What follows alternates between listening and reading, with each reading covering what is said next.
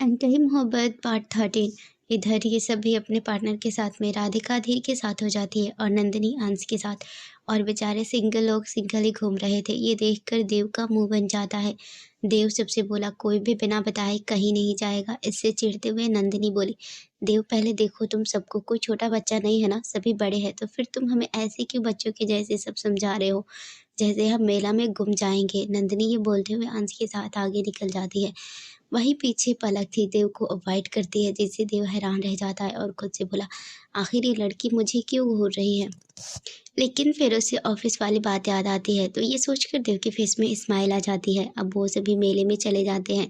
मेला बहुत ही सुंदर था। वो बहुत ही बड़ी बड़ी और सुंदर सुंदर दुकानें, झूले और भी बहुत कुछ था। राधिका ये सब देखकर बहुत खुश हो रही थी। तभी उसकी नज़र एक झुमकों की दुकान पर जाती है। राधिका जैसी उन्हें देखती है, भागकर उस दुकान के पास जाती है। राधिका चिल्लाते हुए बोली, नंदिनी, पलक, दोनों यहाँ पर आओ, देखो यहाँ कितने सुंदर झुमके हैं। जैसे ही दोनों लड़कियों ने ये सुना, तुरंत पलक झपकते ही राधिका के बगल में थी। लड़के जब ये देखते हैं तो देखकर हैरान रह जाते हैं। वही ये सभी अपने लिए झुमके पसंद करने लगती हैं। तभी राधिका एक झुमकी लेकर उसे अधीर को दिखाते हुए बोली, ये कितनी सुंदर है ना, क्या मैं इन्हें ले लूं। अधीर एक नज़र झुमकी की तरफ देखता है और फिर जाकर राधिका के बगल में खड़ा हो जाता है। वो दुकानदार से बोला, अब तक इन लोगों ने जितने भी झुमके पसंद किए हैं और छुए हैं उन सभी को पैक कर दो। दुकानदार ये सुनकर हैरान रह जाता है। वो अधीर की तरफ देखते हुए बोला, भैया आप हमसे कोई मजाक तो नहीं कर रहे हैं। इस पर अधीर बोला, अधीर प्रताप सिंह कभी मजाक नहीं करता। वही अधीर की हरकत देखकर राधिका अपना सर पीट लेती है और वो खुद से बोली, मैंने इन्हें कितना समझाया, लेकिन ये है अपनी हुक्म सा की अगर छोड़ ही नहीं रहे। लेकिन वही पलक ये देखकर बोली, हाउ रोमांटिक यार, काश मेरे लिए भी कोई ऐसा ही करता। देव ये सुनता है तो गुस्से से अधीर को घूरता है और अपने मन में बोला, ये साला मेरा दोस्त है कि दुश्मन, मेरे लिए मेरी मुसीबतें बढ़ाते ही जा रहा है। लेकिन अब अधीर भी क्या कर सकता था, उसे भी तो अपनी मालिक को खुश करना है। तभी नंदिनी बोली, अरे आप लोग भी ना क्या बातें लेकर बैठ गए, चलिए हम चलकर मेला घूमते हैं। नंदिनी की बात सुनकर राधिका और पलक उसके पास जाते हुए बोली, चलो हम लोग चलते हैं, उन्हें करने दो जो करना है। ये बोलकर तीनों लड़कियां आगे निकल जाती है। ओम भी उनके पीछे भागते हुए बोला, अरे मेरे लिए रुको, मैं भी तुम लोगों के साथ चल रहा हूँ। अधीर, देव और अंश तो बस उन्हें जाते हुए देख रहे थे। अंश बोला, इन्हें छोड़ा सो छोड़ा, लेकिन तुम लोगों ने मुझे क्यों छोड़ दिया। इस पर देव और अधीर उसे घूरते हैं, जिसे जब अंश देखता है तो वो हंसते हुए बोला, अरे मैं तो बस मजाक कर रहा था, मुझे तो तुम लोगों के साथ ही मेला घूमना है। और ये बोलते हुए अपने दांत दिखाकर हंस देता है। लेकिन देव और अधीर दोनों ही उसे इग्नोर करके आगे निकल जाते हैं, जिसे देखकर अंश भी उनके साथ चलने लगता है। वह अपने मन में बोला, पता नहीं आज दोनों की दोनों किस अकड़ में है। पर फिर खुद ही अपने कंधे उचकाते बोला, मुझे इससे क्या करना, मैं भी एटीट्यूड दिखा देता हूँ।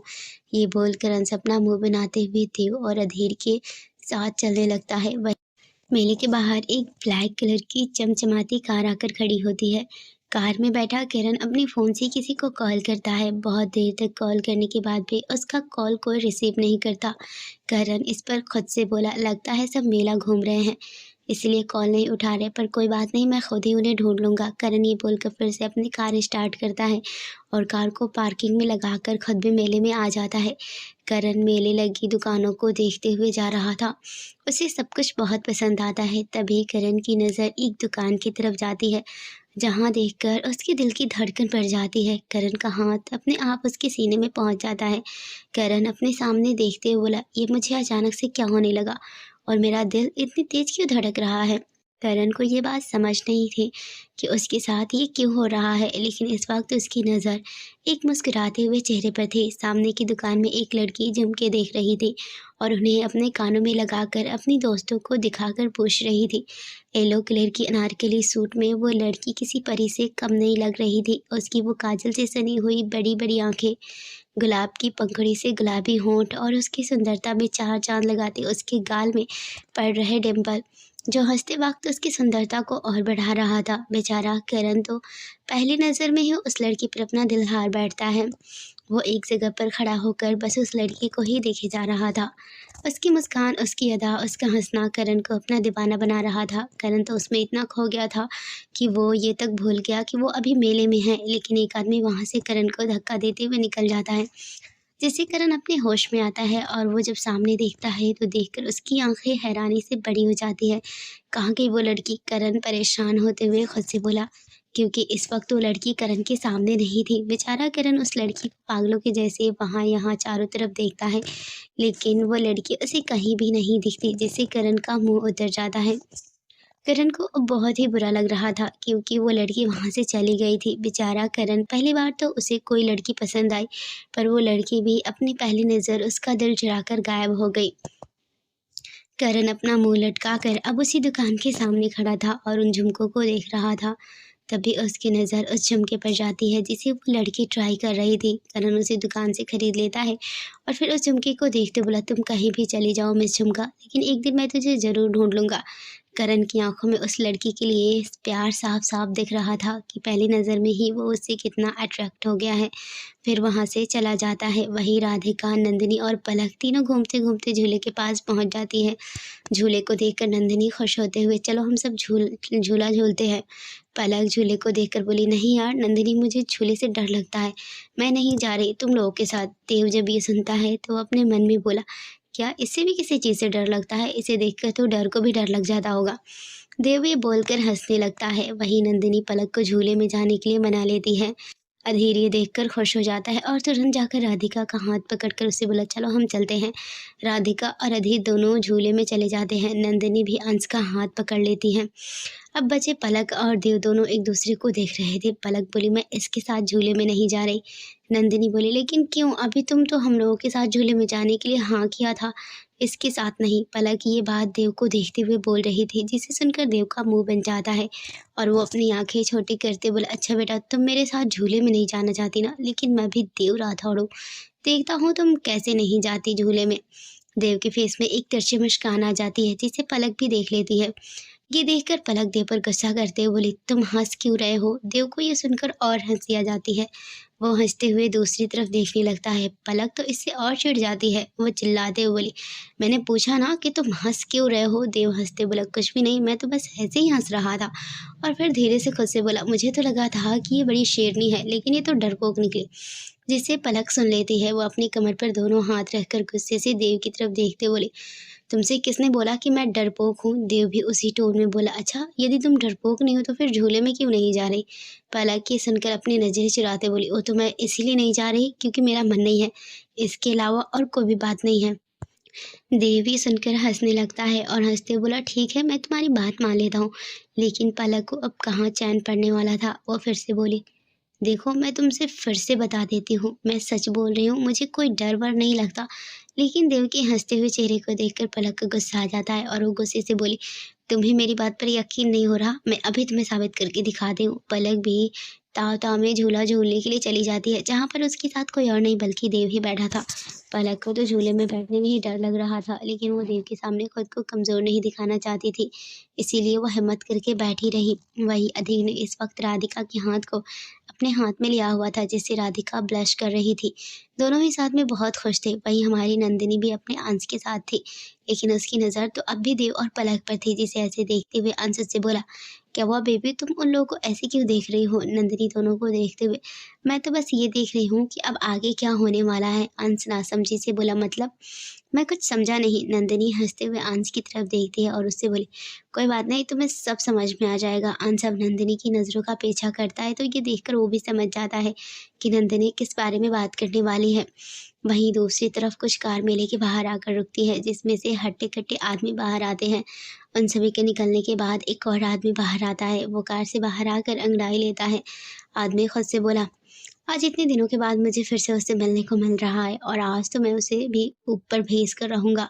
ये आदमी बोलकर शैतानों के जैसे हंसता है। वही अधीर, राधिका सबके साथ खुश थे, लेकिन करण परेशान, क्योंकि उसे कोई भी नहीं मिल रहा था। करण खुद से बोला, यार आखिर ये सब के सब कहाँ चले गए? मैं इन सभी को कहाँ जाकर ढूंढूं? करण सब कुछ सोच ही रहा था कि तभी उसे कुछ याद आता है और वह स्माइल करते हुए खुद से बोला, मुझे पता है कि मुझे कहाँ जाना है। करण अब अपनी मंजिल की तरफ निकल जाता है।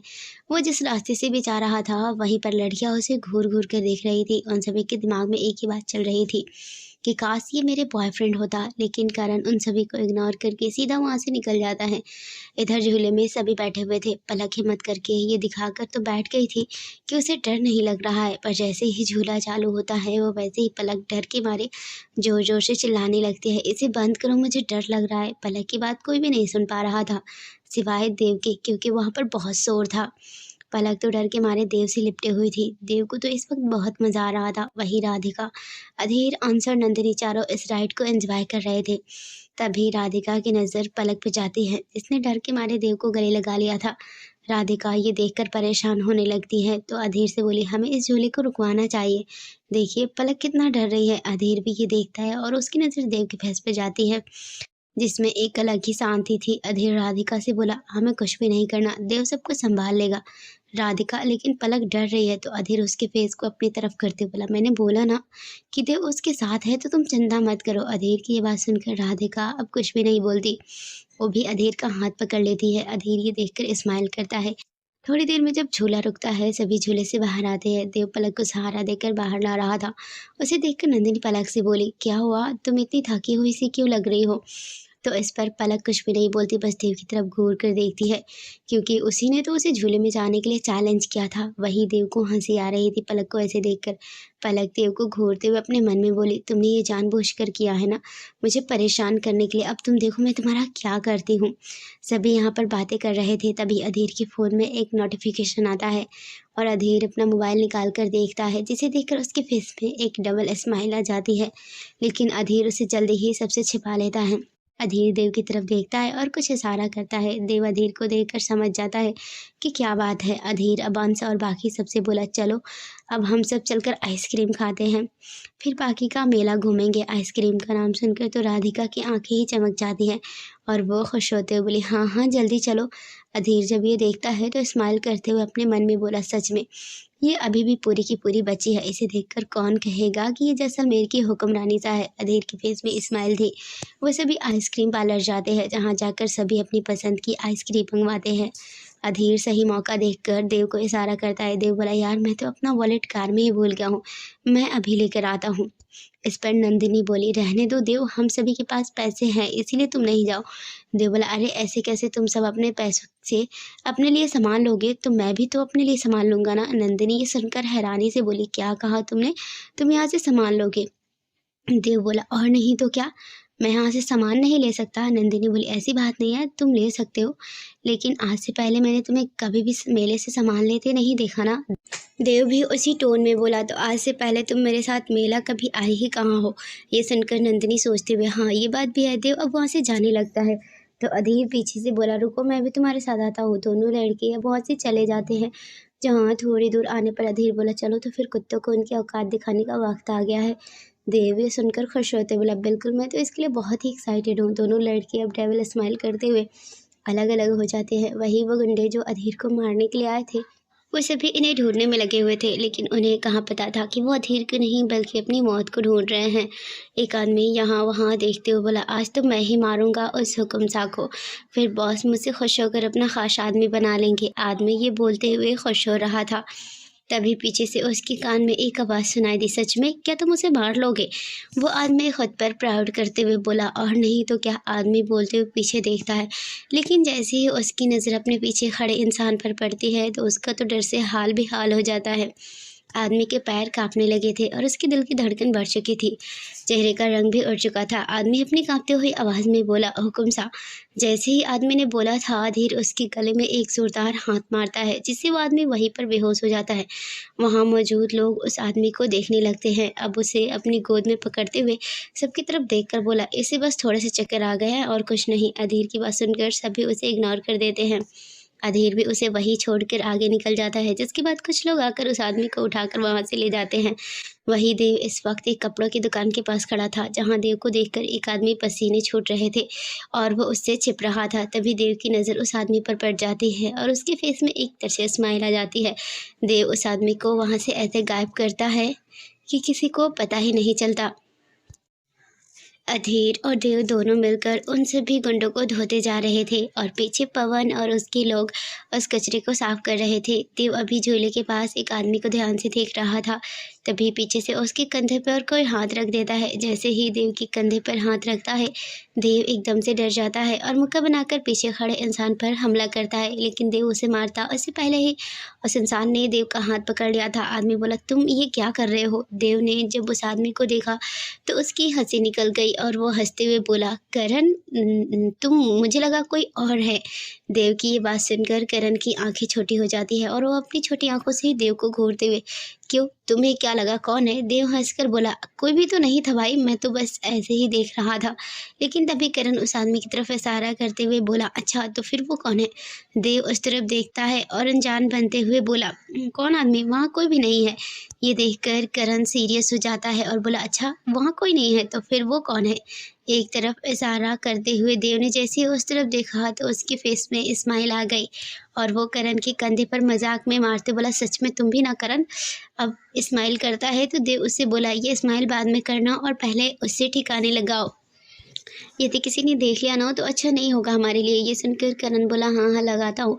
तभी देव बोला, लेकिन तुम्हें पता कैसे चला इन सब के बारे में? तो करण खुद पर प्राउड करते हुए, पता कैसे न चलता, आखिर मैं करण प्रताप सिंह हूँ। करण की बात सुनकर देव उसे हाथ दिखाते बोला, हाँ हाँ बस बस, अब बहुत हो गया, अब ज़्यादा स्टाइल मारने की ज़रूरत नहीं, मुझे सब पता है कि तुम कौन हो और क्या कर सकते हो। ये बोलकर देव वहाँ से जाने लगता है। जिसे जाते देखकर करण का मुँह बन जाता है और वो देव से बोला, मैं तुम्हें अच्छे से बता देता हूँ देव कि तुम मेरी इज्जत किया करो, नहीं तो अच्छा नहीं होगा। लेकिन देव कहाँ किसी के सुनने वाला था सिवाय अधीर के। दोनों ही अब ऐसे ही बातें करते साथ में चलने लगते हैं। जहाँ जब लड़कियां उन दोनों को देखती है तो देखकर शर्माने लगती हैं।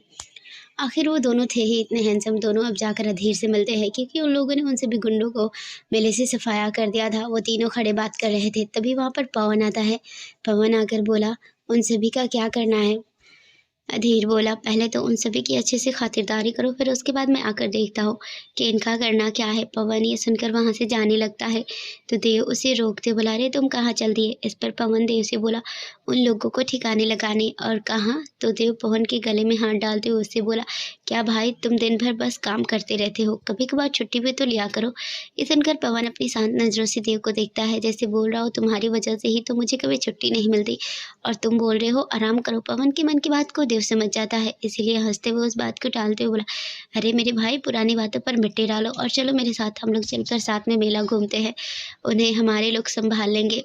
अधीर, देव, किरण और पवन ये चारों ही अब एक साथ निकल पड़ते हैं। चारों जिस भी गली से जाते उस गली में तो लड़कियों के दिल की धड़कन ही बढ़ जाती। वही आइसक्रीम पार्लर में ये सभी खड़े खड़े पागल हो रहे थे। ओम चिढ़ते बोला, आखिर भाई कहाँ चले गए, आए नहीं? तो इस पर पलक बोली, वो लोग ऐसे गए हैं जैसे पर्स लेने नहीं, खुद पैसे बनाने बैठ गए हों। अरे इतने में हम कितना घूम चुके होते। उसकी इस बात पर राधिका उससे बोली, पलक तुम ऐसा क्यों बोल रही हो, वो लोग आते ही होंगे। फिर सामने देखते हुए बोली, लो देखो वो लोग आ गए। अब सभी राधिका की नज़रों का पीछा करते हैं, जहाँ देखकर सभी के फेस में स्माइल आ जाती है, लेकिन ओम के फेस में सबसे बड़ी वाली स्माइल थी। वो भागकर जाकर पवन के पास गया और उसे बोला, पवन तुम भी आ गए हो, तुमने मुझे पहले क्यों नहीं बताया, नहीं तो हम साथ में ही आते। ओम की ऐसी बातें सुनकर सभी उसकी तरफ हैरानी से देखने लगे। आखिर ये पवन से ऐसी बात क्यों कर रहा है? वही पवन को अब थोड़ा अजीब लग रहा था, इसीलिए वो ओम से बोला, मुझे बॉस लेकर आए हैं। ओम की नज़र अब अधीर पर जाती है जो उसे अजीब नज़रों से देख रहा था। तो ओम हंसकर एक साइड जाकर खड़ा हो जाता है। तभी नंदिनी बोली, चलो अब तो हम सभी लोग यहाँ पर है, तो अब आगे क्या करने का प्लान है? उसकी यह बात सुनते ही आंस एक्साइटेड होते हुए बोला, हॉन्टेड हाउस, हम अभी हॉन्टेड हाउस चलते हैं। जैसे ही ओम ये सुनता है तो वो तो डर जाता है, लेकिन किसी को भी अपना डर दिखाता नहीं है। वहीं पलक तो ये सुनकर खुश हो जाती है। वो खुश होते हुए बोली, हाँ वहाँ पर बहुत मज़ा आएगा। पलक की खुशी एक अलग ही लेवल की थी, जिसे देखकर देव धीरे से बोला, देखो ज़रा इसे, अपनी सहेलियों से मिलने की कितनी खुश हो रही है।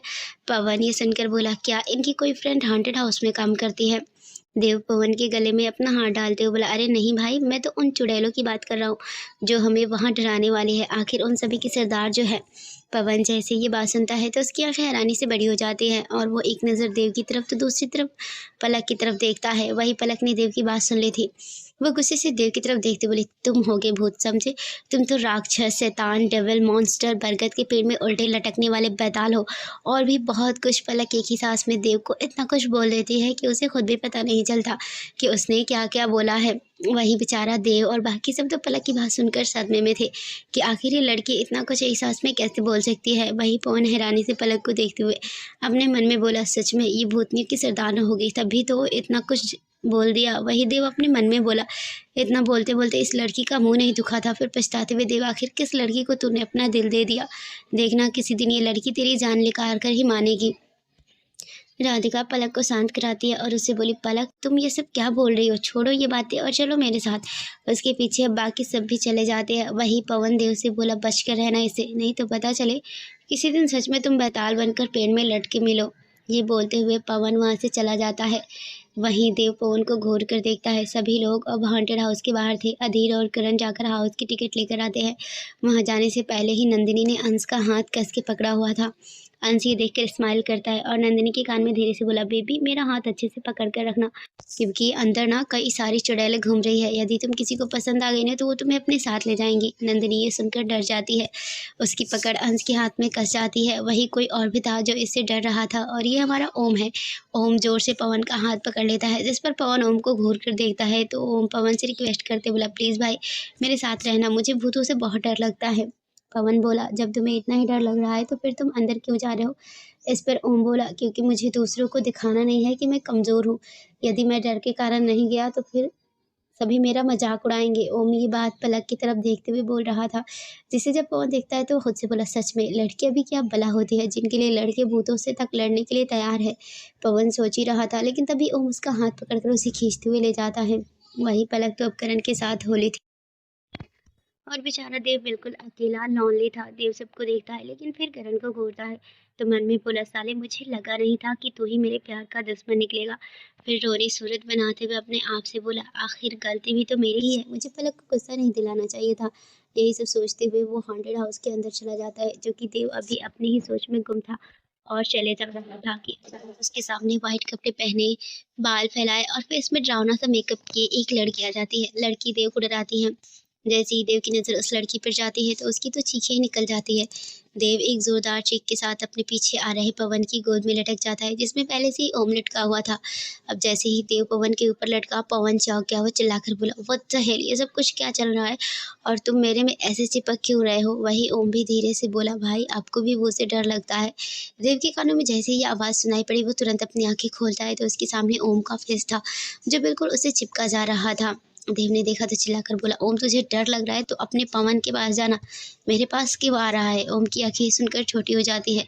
ओम देव से बोला, भाई मैंने आपसे नहीं, आप आकर मुझसे चिपके हुए हैं। ये सुनकर देव चिढ़ जाता है और उससे बोला, क्या कहा, मैं आकर चिपका हुआ हूँ, तुम्हारा दिमाग तो ठिकाने पर है ना। अच्छा तो फिर मेरी गोद कोई गवर्नमेंट प्रॉपर्टी है जिसमें घुसे चले आ रहे हो। देव ये सुनकर नीचे उतर जाता है और उससे बोला, देखो ऐसा बिल्कुल भी नहीं है, मैं तो बस कॉल पर बात कर रहा था और वो एकदम से मेरे सामने आ गई, बस इसीलिए।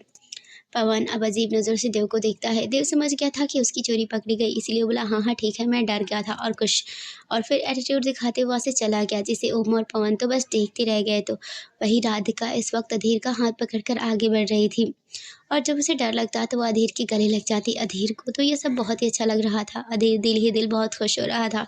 अधीर अपने मन में बोला, कुछ भी कहो मानना तो पड़ेगा कि अंश के पास दिमाग है। अधीर अभी अपनी राधिका के गले लगकर खुश हो ही रहा था, तभी पलक जोर से चिल्लाते हुए आकर राधिका से चिपक गई। पलक अपनी डरी हुई आवाज़ में, भूत भूत। राधिका अब अधीर से दूर होकर पलक से चिपक जाती है और वो भी भूत भूत चिल्लाने लगती है। अधीर ने जब ये देखा तो उसकी आंखें पैनी हो जाती है और वो घूर कर दोनों को देखता है। अधीर पलक को देखते हुए अपने मन में बोला, ये कबाब में हड्डी कहाँ से बीच में आ गई। अधीर दोनों को अलग करता है और पलक को घूरते हुए पलक से बोला, तुम यहाँ पर क्या कर रही हो। जिस पर पलक डरते हुए अधीर से बोली, वो जीजू वहाँ पर ना एक बहुत बड़ा भूत था जो मुझे मारने के लिए मेरे पीछे भाग रहा था। इस पर अधीर अपनी थोड़ी रूड आवाज़ में बोला, तो वो कोई असली का भूत थोड़ी है जो तुम मुझसे ऐसे डर रही हो। ये सुनकर पलक का मुंह बन जाता है और वो अपनी आंखें टिमटिमाते हुए राधिका की तरफ देखती है तो राधिका अधीर पर गुस्सा करते बोली, आप कितने बुरे हैं, एक तो बेचारी पहले से इतनी डरी हुई है, ऊपर से आप उस पर चिल्ला रहे हैं। अधीर ये सुनकर तो बहुत चक्का सा रह जाता है। वह अपनी आंखें फाड़े राधिका को देखता है। वह खुद से बोला, मैं कब चिल्लाया इस पर। वही पलक रोने का नाटक करते बोली, देखो ना राधिका जीजू कैसे मुझ पर गुस्सा कर रहे हैं, मैं उन्हें पसंद नहीं हूँ, मुझे नहीं रहना अब और यहाँ पर। राधिका ये सुनकर पलक को शांत करवाती है और उससे प्यार से बोली, नहीं पलक ऐसा कुछ नहीं है और तुम मुझे छोड़कर कहीं भी नहीं जा रही, समझी। फिर राधिका अधीर पर गुस्सा करते बोली, कैसे इंसान है आप, छोटी बच्ची पर कोई गुस्सा करता है भला, देखो ये रोने लगी। वो फिर से पलक को शांत करवाने लगी। बेचारे अधीर को तो कुछ समझ में ही नहीं आ रहा था। वो तो इस बात से हैरान था कि उसके लिटिल वाइफ उस पर गुस्सा कर रही है। अधीर दोनों को हैरानी से देख रहा था कि तभी वहाँ पर एक चुड़ैल बनी लड़की उन्हें डराने आती है। अधीर अब उस लड़की को घूर कर देखता है, जिससे वो लड़की इतना डर जाती है कि वो वहाँ से तुरंत भाग जाती है। कहाँ बेचारी चुड़ैल बनकर उन्हें डराने आई थी, लेकिन उसकी खुद की डर से हालत ख़राब हो गई। अधीर अब राधिका और पलक को डरते देखकर वहाँ से उन्हें बाहर ले आता है, जहाँ अब भी दोनों लड़कियाँ एक दूसरे का हाथ नहीं छोड़ रही थी, जिससे अधीर को जालिसी होने लगी थी। वो गुस्से से अपने मन में बोला, ये प्लान उस अंश का था, उसे तो अब मैं सबक सिखाऊंगा। उसके इस प्लान के कारण मेरी जान मुझसे गुस्सा हो गई। यहाँ पर चटनी अब अंश की बनने वाली थी। बेचारे ने तो अच्छा सोचा था, लेकिन अब सब खराब हो गया। अधीर तो उस पर ही गुस्सा कर रहा है, तभी हॉन्टेड हाउस का दरवाज़ा खुलता है, जहाँ से पवन, ओम और देव बाहर आ रहे थे। देव और ओम की शक्ल देखकर साफ पता चल रहा था कि वो कितना डरे हुए हैं। लेकिन जैसे ही दोनों बाहर पलक और राधिका को देखते हैं, वैसे ही बिल्कुल ऐसे बन जाते हैं जैसे कुछ हुआ ही नहीं, और एकदम मस्त हो जाते हैं। पवन ने जब ये देखा तो वो देखकर हैरान रह गया। पवन खुद से बोला, अचानक से इन दोनों को क्या होगा? जैसे कोई एनर्जी ड्रिंक पी ली हो। तभी उसकी नज़र सामने पड़ी, जिससे वो अपना सर पीटते हुए खुद से बोला, सच में ये दोनों कभी नहीं सुधरने वाले। वही पलक जैसे ही देव को देखती है तो वो भी राधिका से दूर होकर अच्छे से खड़ी हो जाती है। राधिका ये देखकर हैरानी से पलक को देखती है। वो सभी अब साथ में आकर खड़े हो जाते हैं। अंश और नंदिनी भी आ चुके थे, जहाँ पर वो दोनों ही खुश लग रहे थे। उन्हें ऐसे देखकर ओम उन दोनों से बोला, तुम लोग तो ऐसे खुश हो रहे हो जैसे तुम हॉन्टेड हाउस से नहीं बल्कि किसी पार्क से घूम कर आ रहे हो। इस पर नंदिनी खुश होते बोली, तो ये कौन सा किसी पार्क से कम था, यहाँ पर तो हमें और भी ज़्यादा मज़ा आया। उनकी ये बात सुनकर सभी उन्हें हैरानी से देखते हैं और पलक खुद से बोली, ऐसा कैसे हो सकता है? क्या इन्हें डर नहीं लगता? सभी लोग इसी में बिजी थे कि तभी अधीर बोला, करण कहाँ है? वो हम सबके साथ में ही तो गया था ना। अधीर की बात से सभी को करण की याद आती है। वो सभी करण को देखने लगे, लेकिन वो उन्हें कहीं भी नहीं मिलता है। तभी ओम की नज़र एक तरफ जाती है। वो अब उस तरफ इशारा करते हुए, करण भाई वहाँ पर है। अब बाकी सभी उस तरफ देखने लगते हैं। ओम की आवाज़ सुनकर सभी उस तरफ देखते हैं, जहाँ से करण चलकर आ रहा था। करण बिल्कुल ही नॉर्मल था। उसे देखकर ओम भाग के उसके पास जाता है। ओम करण से धीरे से बोला, भाई आप इतने नॉर्मल कैसे हैं? क्या आपको वहाँ पर चुड़ैल ने नहीं पकड़ा? करण ये सुनकर हंसते हुए बोला, क्या कहा पकड़ा? अरे वो तो मेरे प्यार में पागल हो गई थी। बड़ी मुश्किल से मैं उससे अपना पीछा छुड़ा के आया हूँ। ये सुनकर देव धीरे से बोला, देखो तो इसे कितनी बड़ी-बड़ी फेंक रहा है और फिर मुँह बनाने लगता है। तभी नंदिनी बोली, ये सब कुछ छोड़ो, अब और जल्दी चलो यहाँ से, चलकर कुछ खाते हैं, क्योंकि मुझे तो बहुत ही तेज़ भूख लगी है। ये सुनकर अब वो सभी मेले से निकल जाते हैं। पलक तो राधिका का हाथ ही नहीं छोड़ रही थी, जिसे देखकर अधीर का मुँह बना हुआ था। थोड़ी ही देर में वो सभी एक बड़े से होटल में पहुंचते हैं। जैसे ही होटल के लोगों ने अधीर को देखा, वो उसके स्वागत में लग गए। भाई आखिर अधीर प्रताप सिंह अपने आप में ही एक ब्रांड है। वो सभी अब होटल के एक प्राइवेट रूम में चले जाते हैं, जहाँ से डिनर करने के बाद वो सभी निकल जाते हैं। लेकिन पलक देव, उन दोनों की नोक-झोंक अभी तक बंद नहीं हुई। पवन पलक को देखते हुए अपने मन में बोला, कुछ भी कहो ये लड़की तो एक नंबर है, जिसने देव को सुधार के रखा है, और जहाँ तक मेरा हिसाब है ये जल्दी हमारी भाभी बनने वाली है। पवन ये सभी बातें पलक को देखते हुए बोल रहा था कि तभी ओम उसके कंधे पर हाथ रखते हुए बोला, उसके बारे में सोचना छोड़ दो भाई, क्योंकि वो कोई आम लड़की नहीं, टॉप का गोला है वो। पवन ये सुनकर ओम की तरफ घूर कर देखता है और फिर अपनी जगह से हटते बोला, मैं भी तुम्हारी जानकारी के लिए बता दूं कि मुझे उसमें कोई इंटरेस्ट नहीं है, और वैसे भी मुझे शांत और सिंपल लड़कियां पसंद है। पवन की बातें सुनकर ओम उसे हैरानी से देखता रहता है, और पवन एक स्माइल देकर वहाँ से चला जाता है। महल में सभी लोग रात में घर पहुँचते हैं और थके होने के कारण सब अपने अपने कमरे में चले गए। अधीर और राधिका दोनों घूमने गए। अधीर कमरे का दरवाज़ा लगाता है और फिर खुश होने लगता है। अधीर खुश होते हुए खुद से बोला, फाइनली अब मेरी जान मेरी बाहों में होगी और हमारे बीच में आने वाला भी कोई नहीं होगा। अधीर यही सब सोचकर खुशी-खुशी पीछे पलटता है, लेकिन जैसे ही वो सामने देखता है तो हैरान रह जाता है। वो खुद से बोला, जान कहाँ गई? अभी तक तो यहीं पर थी। अधीर सोच ही रहा था कि तभी उसके कानों में बाथरूम से आ रहे पानी की आवाज़ पड़ गई, जिसे सुनकर अधीर के फेस में स्माइल आ जाती है। अधीर अब अपने आप को देखता है। वो खुश होते हुए खुद से बोला, मुझे भी जल्दी से फ्रेश हो जाना चाहिए, इससे मूड भी अच्छा बनेगा। अधीर यही सब सोचते हुए खुश होकर वहाँ से चला गया। अधीर बड़ी मज़े से शावर लेता है और रेडी होकर खुश होते हुए अपने रूम में आता है। वो रूम में आते ही राधिका को ढूंढने लगता है, और जैसे ही उसकी नज़र उसके बेड में गई, वैसे ही अधीर की सारी खुशी 1 मिनट में गायब हो जाती है। अधीर थोड़े गुस्से में अपने सामने बेड की तरफ देखते बोला, तुम यहाँ पर क्या कर रही हो? अधीर की आवाज़ जैसे ही बेड में लेटी पलक ने सुनी तो तुरंत उठकर बैठ जाती है। पलक इस वक्त बिल्कुल किसी छोटे बच्चे के जैसे मुंह लटकाकर अधीर की तरफ देखती है। उसकी शक्ल देखकर ऐसा लग रहा था जैसे वो अभी रो देगी। राधिका ने जब ये देखा तो वो अधीर पर गुस्सा करते बोली, क्या हुआ, क्यों चिल्ला रहे हैं आप? राधिका की बात सुनकर अधीर हैरानी से बोला, मैं कब चिल्लाया? मैंने तो सिर्फ कहा कि यहाँ पर क्या कर रही है। राधिका बोली, इसे अपने रूम में अकेले डर लग रहा था, इसीलिए मैंने इसे यहाँ पर अपने साथ सोने के लिए बुलाया है। आपको कोई परेशानी है? अधीर ये सुनकर शॉक हो गया और उसे उसी कंडीशन में बोला, यहाँ सोएगी तो फिर मैं कहाँ सोऊं? आप मेरे कमरे में जाकर सो जाओ, पलक जल्दी से बोली। जिसे सुनकर अधीर पलक को घूर कर देखने लगा। पलक ये देखकर तुरंत राधिका का हाथ कस के पकड़ लेती है। राधिका ने जब ये देखा तो तुरंत अधीर पर चिल्लाते बोली, आप क्यों बच्ची को डरा रहे हैं? और अब आप जाइए यहाँ से, हमें सोना है। राधिका फिर खुद से बेड से नीचे आकर अधीर को कमरे से निकालती है और दरवाज़ा अंदर से बंद कर लेती है। बेचारा अधीर तो बस देखता ही रह गया। उसे कुछ भी समझ में नहीं आ रहा था कि अभी उसके साथ में क्या हुआ। वो तो बस हैरानी से कमरे के दरवाजे को देख रहा था। अधीर खुद से बोला, बड़ी गज़ब बेइज्जती है भाई, मुझे मेरे ही कमरे से बाहर निकाल दिया, लेकिन कोई बात नहीं, इसका बदला तो मैं लेकर रहूँगा।